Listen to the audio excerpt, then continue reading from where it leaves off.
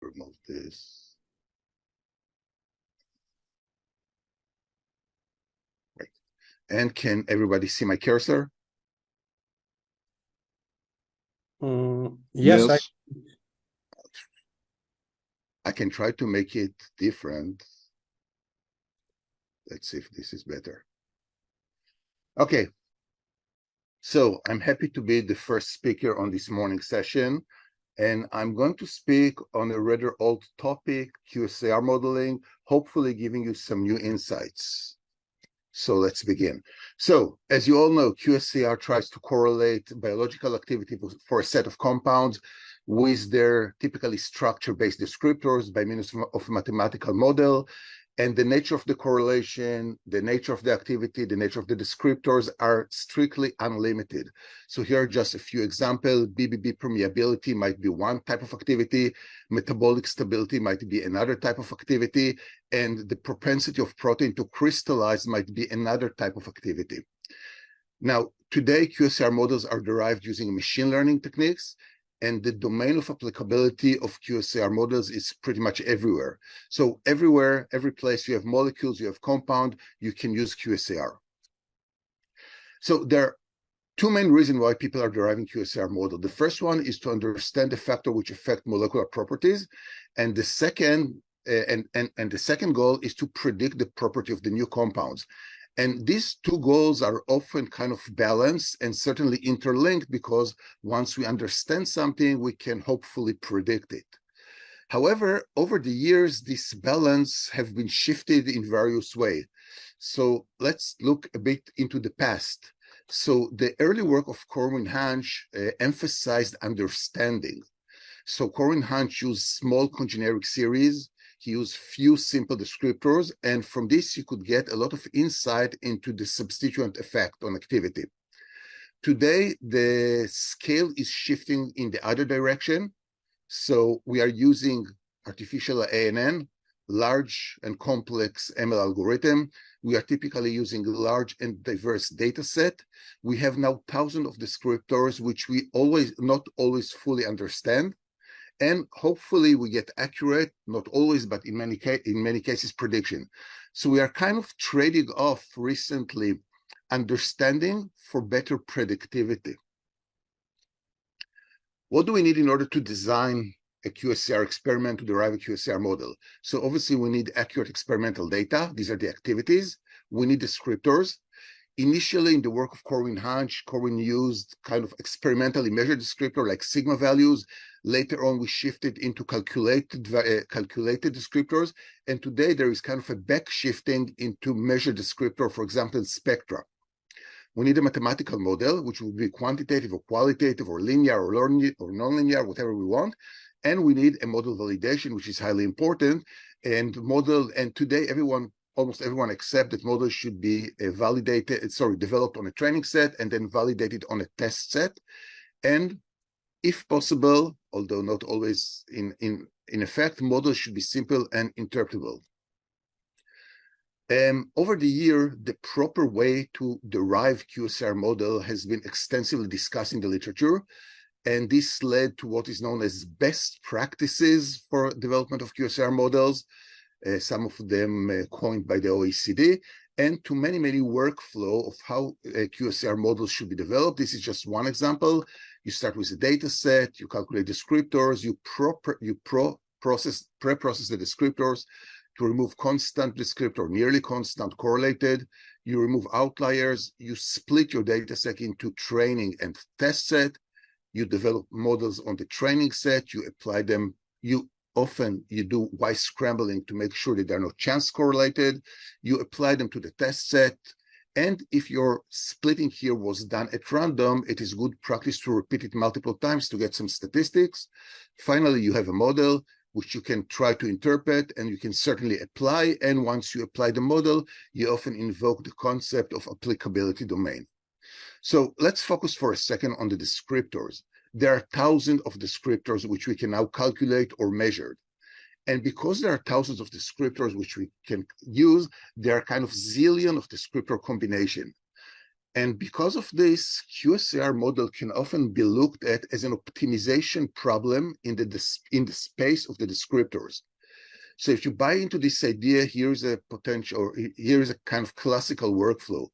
You randomly select a subset of the descriptor, you derive a model from the descriptor, you evaluate the performance of the model using any type of metric which you like, and then you optimize this metric in the space of the descriptors until you select the best model. Now, if you buy into this idea again, then there are two things you need to have. You need to have an optimization algorithm, and you have to have a metric to optimize. So there are many optimization algorithms available. Now, because the metric you want to optimize are not always differentiable, it is nice to use algorithms which do not depend on first and second derivatives. So this is one of the classical ones. This is a Monte Carlo simulated annealing algorithm, where you start on one place on the kind of potential energy surface described by the descriptor and the performance metric. So this is your starting point, a set of the descriptor which give yield to a certain value of the performance metric. You make a random move, you get to another set of descriptor and another performance metrics. If this is better than this, you accept the step. If this is not better than this, then you can still accept the step with a certain probability, and you repeat this process for as long as you want. In order to enhance the probability of getting to the global minimum on this surface, you sometimes couple this Monte Carlo with simulated annealing. This is a process by which you are reducing the kind of a dummy temperature here, and this allows you to converge, hopefully, on low-lying minimum with hopefully the global minimum. Another very common method is a genetic algorithm, where you start by creating a population of potential solution to the optimization problem. You code each and every one of them using a chromosome. And in our example, the chromosome would be a set of descriptors. Based on these descriptors, you derive a model, you calculate a fitness function, again, a model derivation metric, and then you evolve this set of chromosome by using classical genetic operation like a crossover, mutation, selectors of the fitness, and in doing so, you improve the value of the fitness function until you get to, again, a global or local, or hopefully a global maximum or minimum. And this is my favorite. They are now what I call an optimization zoo, because there are many optimization algorithms which are modeled after the behavior of animals. So you have ant and bat and bees and firefly and grasshopper and particle swarm in general, and each one of them has its pluses and its minuses. But the point is that it's reasonably easy now to optimize a metric. Now, which metric are we optimizing? So basically, you can optimize whichever metric you like, which informs on model performance. And just for completeness in this slide, I gather most of the optimizable metric for classification.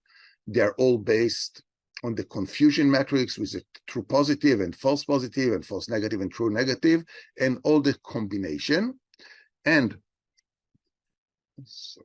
if you want to move to regression, then there is a bunch of optimizable matrices for regression. For the training set, this is what is known as cross-validation, several variation how to model the performance on the test set. There is another one which is called Concondar's correlation coefficient here. And over here, there are two matrices which are not a single metric, but a combination of matrices. So in this case, several matrices should be considered simultaneously, and the same case here. But the bottom line is that we know how to do it. We know how to treat the derivation of QSR model as an optimization problem by optimizing a metric in the space of the descriptor. Now, QSR models could use for virtual screening. And typically, there are two types of virtual screening. There is ligand-based, which is shown here on the left, and there is structure-based, which is shown here on the right. Ligand-based is faster. The problem is that you don't get any binding modes, and you don't get binding mode, and you don't get predicting binding free energy. I also think that ligand-based models are more local, and I don't have a better word for it, but the idea is that the results of ligand-based model critically depend on the type of ligand you introduce into the model, whether this is pharmacophore, and certainly whether this is a substructure model or similarity model. Structure-based model, primarily docking, are much slower. You do get binding mode, and many docking programs can provide reliable binding mode. The problem, as we all know, is with the scoring function. So we get at most a very estimated or approximating binding free energy. My feeling is that structure-based models are a bit more global in the sense that indeed the structure of the protein put a very strong constraint on what you're going to get from the model, from the virtual screening. However, experience for many years has taught us that you can get a pretty diverse set of ligands from structure-based virtual screening. Now, Qsar models is considered usually a ligand-based approach, and of course, it could be used for virtual screening. The question is, why should we use it? Why should we use it once we have so many other approaches? And the reason is the accessibility of the chemical space. So this is a slide from 2019. It's a bit outdated, but still, the size of the chemical space, which is made accessible to us by different vendors, either commercial or even proprietary libraries, is huge and is constantly growing. And structure-based approach cannot handle this space. Many ligand-based approach can also not handle this space. However, Qsar models can certainly do that. So here's the question. If we want to use Qsar models for virtual screening, how should we evaluate them? And the way we thought about it, and when we started thinking about it, we came up with two claims or hypotheses. The first one is that there is actually no a priori reason to expect Qsar models, which are characterized by good internal prediction matrices, Q square, R square, whatever square, to perform well in a virtual screening. And this is because the task of virtual screening, which is to identify a small number of slightly active compounds from within a pool of largely inactive compounds, is very different from classifying or predicting activity compound series. So it's simply not the same task. And if this is the case, then Qsar models, which are derived with virtual screening in mind, should be developed and evaluated using what we call a virtual screening aware metric. Now, the two most common matrices which are used to evaluate virtual screening are either the AUC under the ROC curve on the left or the enrichment here, and they are similar, although not identical. So to test this claim or hypothesis, we did the following. We took seven data sets, here are the targets, from Campbell and from the literature. And each data set was divided into training set, validation set, and test set. The training set and the validation set contain active and inactive compounds with known activity. The test set contain active compounds together with many random compounds. We took them from the zinc. And the proportion here are very few active and many random compounds. We did it on purpose to try and mimic a virtual screening scenario. And then we derived a model for each of these data sets using multiple linear regression, simple multiple linear regression, whereby we optimize the regression standard deviation. For each set, we derived 3 models with 7, 10, and 13 descriptors, and we derived them from the training set, evaluated one on the validation set, and then subject them to this kind of virtual screening exercise. Now, validation set and test set are identical in the sense that the model didn't see neither of them during the modeling process.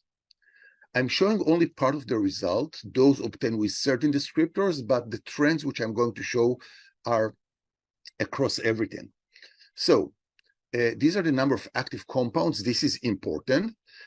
Training set was evaluated by the classical R square, and the validation set was evaluated by the classical Q square F1, F2, and F3 matrices. And here are the results. Some of the models are actually pretty good. and the train, validation, and test set were also evaluated by their ability to bring active compound to the top of the list. So basically, once we did the model, we use it to rank the compounds. And in the ranked list, we look at how many active compounds are found within the top L places. Why L? Because we have L active compounds. And the results are given here. In parentheses, we also derive a 1-point enrichment, but this is less important at this point. So these are the results. So let's look at a correlation, starting with the validation set between QF1 and the number of compounds, and this number of compounds which were retrieved within the top L places. This is shown here. The correlation is far from being great, but you can see maybe some trend. But when we are going to the test set, correlating the Q-square F1 for the validation, we don't have this metric for the test set because we don't know what is the activity of the random compound. With the number of active compounds within the first L places in the set that we lose all correlation, which means Qsar equation with good Q-square F1 values can either perform well or worse or badly in the context of virtual screening. So I think we kind of demonstrated the first claim, no a priori reason to expect Qsar model characterized by favorable R-square Q-square value to perform well in virtual screening. So what can we do? So the idea was, let's try to derive a Qsar model by optimizing what we call a virtual screening aware metric. And we did it in a very, very simple and naive way. Here's the algorithm. The algorithm accepts as input L active compounds, O inactive compounds, and N descriptors. It randomly selects descriptors and weights from within the N descriptors, a subset. It derives in a simple MLR equation in this form. This is classical MLR. Based on this, we can predict activity. We then can sort the compound according to their activity. And from this sorted list, we can calculate an enrichment-like metric, which I'm going to tell you in a second what it is exactly. And then we optimize these enrichment metrics in the space of the descriptors and the weights until we get a good model. Now, what is this? What is this enrichment metrics? So it is made of two parts. The first part is simply the number of compounds which appear within the first L places. Again, L is the number of active compound of the sorted list. But this turned out to be a very redundant metric because many solutions gave the same number or the same value of the metric, and we weren't able to differentiate between them. So we added another part. And in this part, we looked at active compound which did not find themselves within the first L places, and inactive compound which did find themselves within the first L places. And we wanted these inactive compounds to be lower in the list and the active compound to be higher in the list. And we did some mathematics to normalize the value of this function between 0 and 1. So this kind of ensures that the first part of the function is the supreme one, and this part is only used in order to solve ties. And the total score is P1 plus P2. And again, we can do it in different ways, but this is the way we did it first. Let's see what we had. So again, the same data set, the same descriptor, the same training, validation, and test, this time using EOA. So we train an EOA. EOA, if I didn't say, it stands for enrichment optimization algorithm. We trained an EOA model on the training set, validated it on the validation set, and use it on the test set. You don't need to look at the numbers. I mean, you're welcome to, but I color code them. So wherever you see green, this means that the EOA worked better than MLR. Whenever you see orange, EOA and MLR worked the same in terms of their enrichment. When you say red, MLR outperform EOA. So in most cases, but not in all, actually in 12 cases, EOA model performed better than MLR. In 2 cases, they were tied, and in 7, MLR performed better. Not great, but a reasonable starting point. Also, we found a much better consistency between train, validation, and test results in terms of enrichment in EOA than in MLR. So EOA, so results of EOA can, so EOA result on the training and validation can more reliably inform on what's going to be in the test set than MLR result.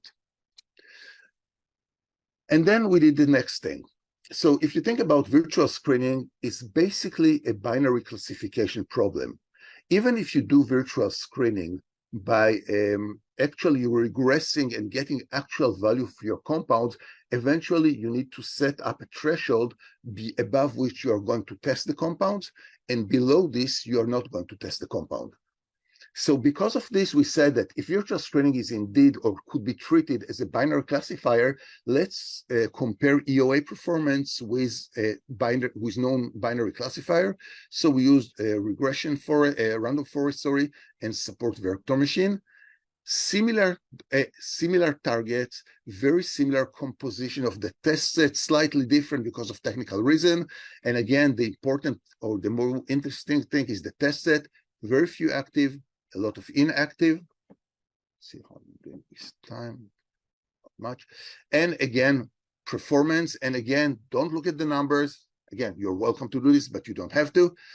What you see is that in green, these are cases where EOA performed better than RF or SVM.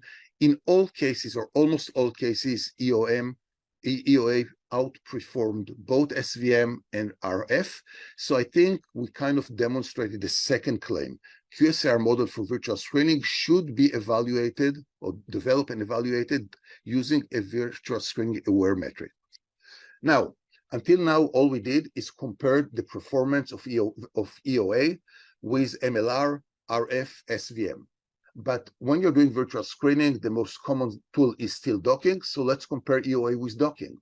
So this is a slightly different test set. And in this case, we made our life a little bit difficult because we used the DUD. And the DUD, as you all know, contains active compound and decoys. So here is the active, here is the decoys. Again, training set for training the model, validation set for validating it, and test set to testing it in a virtual screening scenario. Very small number of active molecule, very large number of decoy compounds. The reason you have two PDB codes associated with each target is that and based on a lecture we heard yesterday, we also use consensus approach to do the virtual screening. Here are the results, and again, don't look on the numbers, only at colors. These are the six, one thing I need to say at this point. We are measuring success here in terms of AUC and EF1%. AUC, this is area under the rho curve. It gives you a feeling of the global success of the virtual screening. EF1% enrichment factor at the first 1% of the library gives you a feeling of how well a virtual screening performed during the initial stages of the screening. For subset derived from this data set, just to get some statistics, the 3 EOA algorithm with 7, 10, and 13 descriptors are always in the top, and we compare them to Autodoc Vina, Gold, and Glide.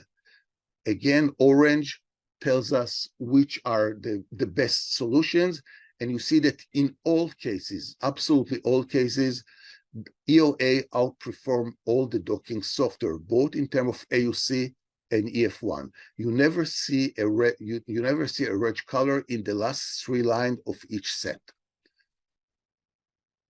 Okay. If you want to see this in a visual way, here it is, the enrichment. AOE is always better. I'm going to skip these two because these are just small points and get to the last point. So EOA outperformed docking in all cases. However, there is something which is not completely fair here because EOA models are target specific. They were derived for each target specifically. Docking tools were generated to be as general as possible. So the question was, can we use EOA actually to develop target-specific scoring function for virtual screening using docking?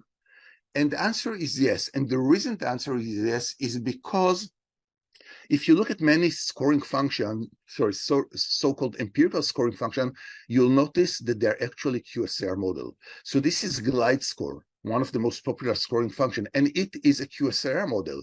You have here, this is actually a multiple linear regression model. You have the weights here, and you have the descriptors here. If this is the case, let's use EOA to rederive the weights of the component which make up the scoring function in a target-specific manner. So in this case, we didn't use glide, but rather gold, just because of technical reason. You can easily get out the raw data. You can, and gold allows you for a user to define the function. To use user-defined function for both scoring and docking, and this could be done very easily. This is the scoring function of gold. It uses the chem-PLP function, and again, the red here are the weights. These are the descriptors, and these are the weights. So the idea is, let's develop QSR model based on these as descriptor, not change the descriptor, just rederive the weights and see what we get. So we use several data sets. In this case, we took from the DUD data set, which had very poor AUC or enrichment, just to challenge ourselves with difficult cases. And for each and every one of them, we derived the model. Sorry. Okay. So the idea is we dock ligand with gold. We calculate the AUC and the EF1 from the classical gold. And then for each target, we use EOA to derive or to rederive the gold's weights, which are associated with these descriptors, and use them for redocking and rescoring. Now, the first thing we did is we took the new weights and used them to redock the compounds into the binding site. And this is what we got. These are the RMSD of when we try to redock all the ligands from this protein into the binding site. Gold does very well for 4 compounds and not so well for 2. When we are using the modified gold function generated by EOA, again, 4 data set, this is what we get. You can look at the average. In all cases, docking-wise, we are outperforming gold, which was nice. However, in terms of enrichment and AUC, the results are less conclusive. So in these 2 cases, redocking generated best results. In these 2 cases, rescoring generated best results. In these 2 cases, original gold generated best result. So unfortunately, the results of this exercise are inconclusive. We need to do some more work. So this would be a good place to stop. A few conclusion take-home messages. I hope I was able to convince you that QSR models should be evaluated in a context-aware manner. Virtual screening is one example. You want to derive it to something, you want to derive it for another purpose, find a reasonable metric which would adequately describe this other thing you want to do. EOA. Okay. 1 minute. Right, 1 minute. I'm just finishing. EOA is a first step toward realizing this goal. It outperforms MLR, RF, docking, SVM. It is limited. It's a ligand-based method, so it needs large data set to develop the models, and it does not provide information on binding mode, but it could be combined with docking, as I've shown you. Future improvement are necessary. I should have added here some exclamation points. We need a better optimizer. We probably need a better optimizable metric, and we certainly need to apply to additional test case.